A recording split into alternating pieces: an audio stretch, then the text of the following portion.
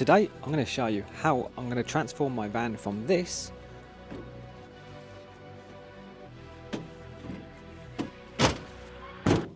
to this.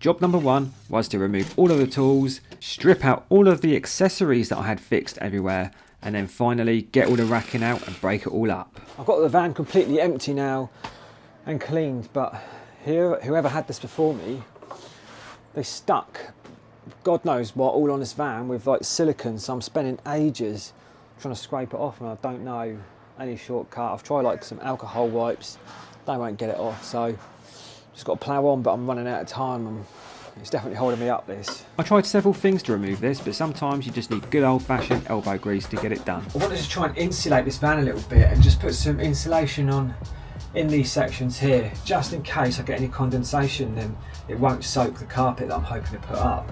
But I bought some stuff, it's called the garage insulation kit, garage door insulation kit. I bought some screw bits. I don't know if it's going to be any good, but I've just ran out of time to prepare this. It's all a bit last minute. I come up with this great idea like yesterday. That'll do. Multi-purpose wrap. So I've tried two ways of fixing this insulation on the top of my van. The first one I tried was using like silver foil tape, and it's just baggy, it's just crap. So the second time I've done it, I've used a spray adhesive and it's taken the shape of the roof, which is much better. So I'm gonna rip this one down and do it again. Do it right or don't do it at all. So the way I'm preparing this is basically rolling my foil out to the width of the van and then cutting it down to make it easy to work with, and then spraying some adhesive spray on the roof and on one side and sort of forming it as I go and then trimming down the other side. I'm not a pro at this, I'm just having a go. So if you are a pro and expert on this, don't be horrible. What I intend to do anyway is just work from one end to the other and see how we get on. See if we can work it out. But it's cold and the spray doesn't like the cold. I need a bit of cardboard, because I sprayed the plastic here now and it's ruined it. So if I can keep it off that, I'm gonna certainly try. I wasn't sure how much spray to apply to this, so I just went for the more the merrier approach. I was surprised at how easy this went up, and it takes to the shape of the van really well. Take this guide with a pinch of salt, as I'm just going to provide tips as I go along, as I learn how to do this myself. What I'm going to do over on this side is just make a cut right in there, and then I can trim the rest of it up in just a minute. Realistically, once I'd figured out how to do this, it probably took me about a further hour to get this all done. The next stage was to install some wiring, because I intend to put some additional lighting in here. So I thought I'd better get this done before I try and put this carpet up. So what I've done is I've ran in some feeds for some LED lights I intend to put in that I'm going to run off a battery, because these keep flattening my vehicle battery. So they're in place now, ready to be carpeted. I've got a spare Jackery that I thought I might use to power these lights, or I'm going to install a leisure battery. Let me know your thoughts.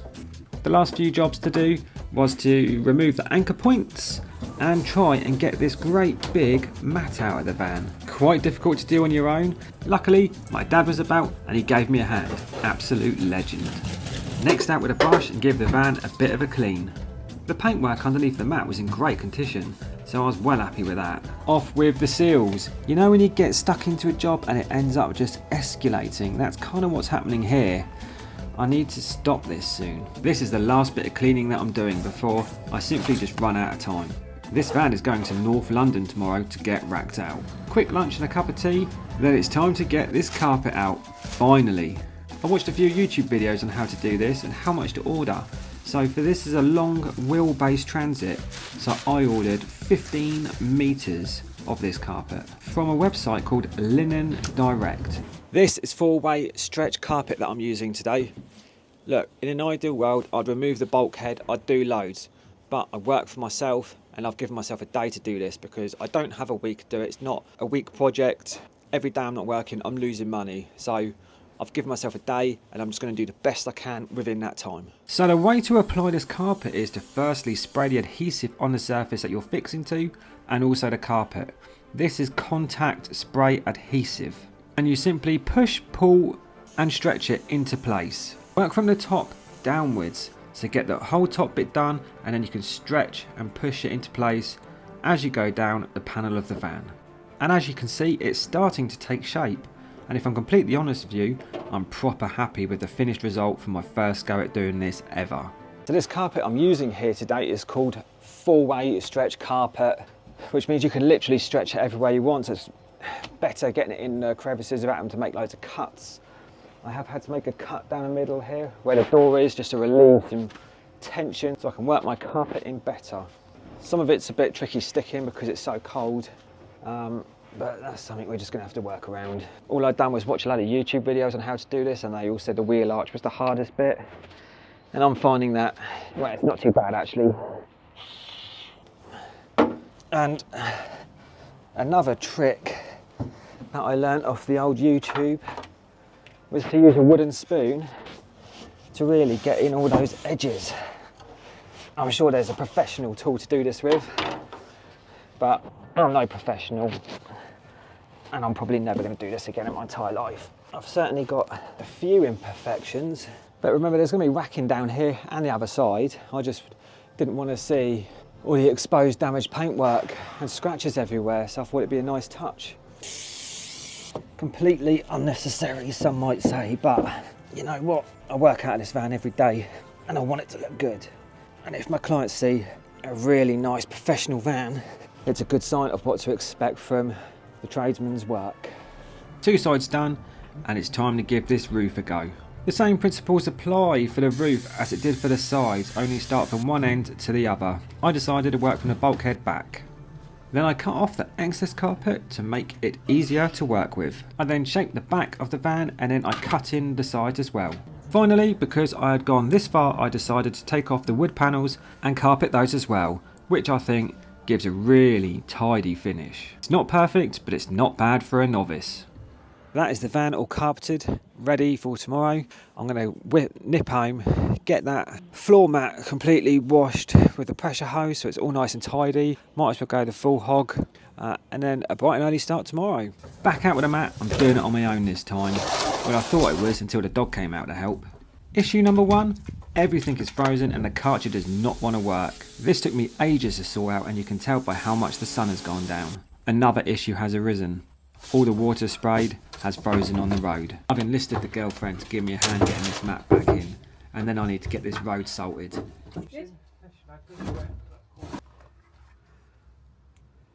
Today I am at YOKE Vans getting my van backed out. I arrived early for my 8 o'clock appointment. I left about 5:30 from Portsmouth and I got there just before 7:30.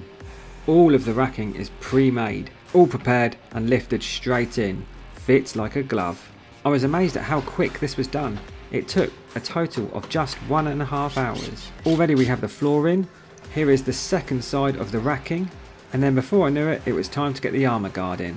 The YOKE lads are very welcoming and offer plenty of tea and a waiting room to chill out in. These lads work quick and efficiently, and before long it was all done and I was heading home. I made a short content video with this in more detail. Check it out, it'll be in the description below. Today I'm installing the jet rack. So basically I've been trying to find storage solutions for all of my gear so I can keep the floor of my van clear for materials when it's needed. The last thing I need to find a home for is my ladders. So this jet rack basically allows me to store it up here, and the ladders will just unhook. I have made a complete walkthrough video on how to install the jet rack. If you want to check it out, I'll leave a link in the description below. Okay, let's run through a few things. First of all, I had this racking installed by a company called YOKE Vans. based in Borwood. I have paid for this completely. There's been no discounts or anything, so I'm going to be completely transparent with you with how much it's cost me, etc, etc. I had two options with this ply, an unfinished ply, or, let me see if I can say this right, phenolic mesh plywood. It was an upgrade and I went for it for a couple of reasons. One, since I'm doing this, I'm just going all in. And two, it's like a weather resistant and really easy to clean. And where I work outside all the time, my van is always getting wet and I didn't want the new plywood to get water damaged basically. So we start with the raised floor and the drawers. I've got two drawers here. One is the lockable armour guard. I did have to pay extra for this, so bear that in mind when I tell you how much this will cost me. And then we have this other lockable drawer, but it's a plywood one. So if we look in this one, and it comes out really far. And it's got these separators, which you can or can't use. It's up to you whether you want to use it or not. And there's several slots available. I am using them at the minute. And apparently this could take up to 80 kilos in weight, which is plenty. Then secondly, we have the armour guard drawer.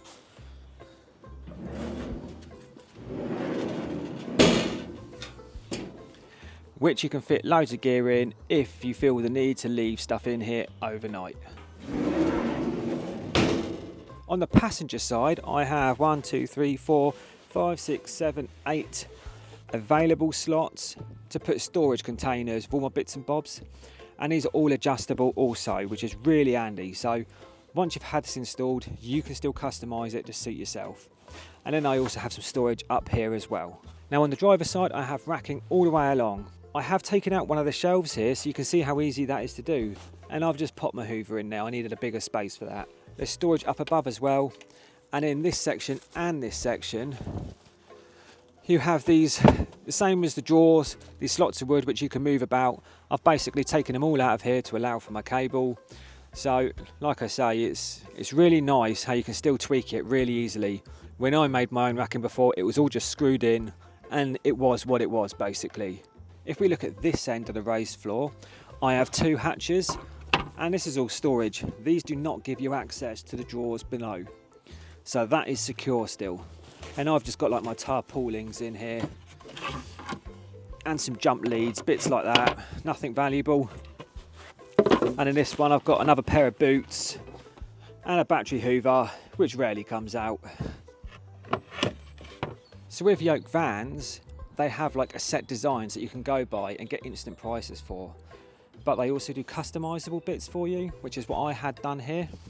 So on the original design, there wasn't a raised floor at this end, but I wanted one because in here, I wanted a space for my hop up and I wanted somewhere to store my tool bench because that comes out every day and I don't want it bungeed up. I don't want anything bungeed up in this van. So the way I plan this is basically for everything to be accessible, organised, which makes me a more efficient tradesman. I also have the trusty van vault here bolted down, which I had in my old van, so I thought I'd make use of it and get it back in here. Of other things that I've done since getting this van back was install this jet rack. That has proved to be actually brilliant. So if you're looking for some sort of storage solution, give it a go. And I've also installed these LED lights here, and these are running off the van battery. I've made a short content video on how I done this, so if you want to see it, I'll put a link in the description below. Check it out if you're interested. I still have loops of cable here for my additional lighting, but we'll get to that in a minute. I also wanted to protect the ply on the floor. I didn't want to get it battered and broken, because this is a work van at the end of the day. So I put down these like rubber gym mats that you can get and cut them up really easily. These were about £8 for 5 big tiles from Wix. So it was just a cheap solution. I thought I'd give it a go.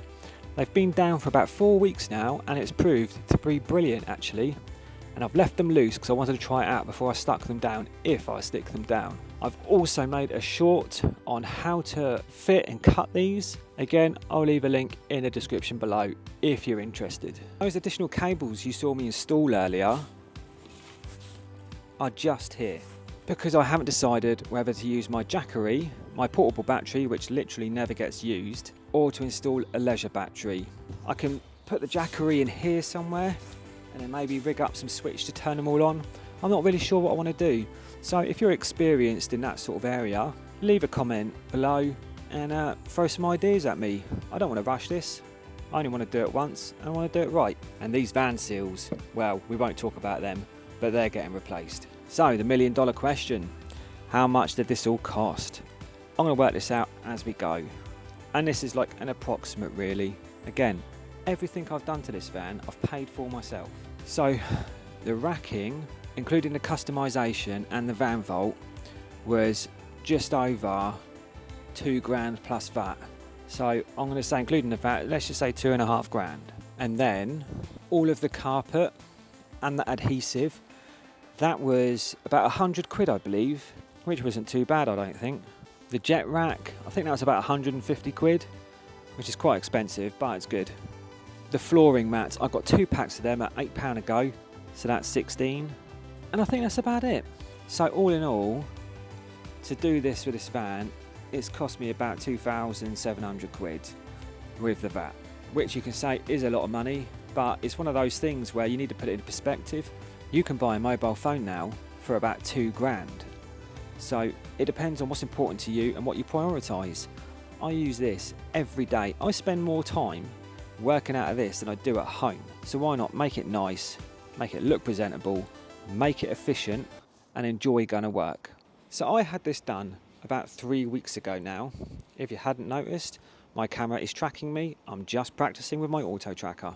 And I think it's a fair amount of time to let you know honestly how I've got on with it and if I think it's been worth it. I'll be honest, I was concerned about the raised floor and not having a lot of room to work in, but it turns out that this is better for me because this is a perfect height to work on. I normally have my canopy up and I'm doing bits and bobs here and it's just the right height. It's a lovely work area and I am very rarely crawling through this van because all my boxes and accessories are in arm's reach.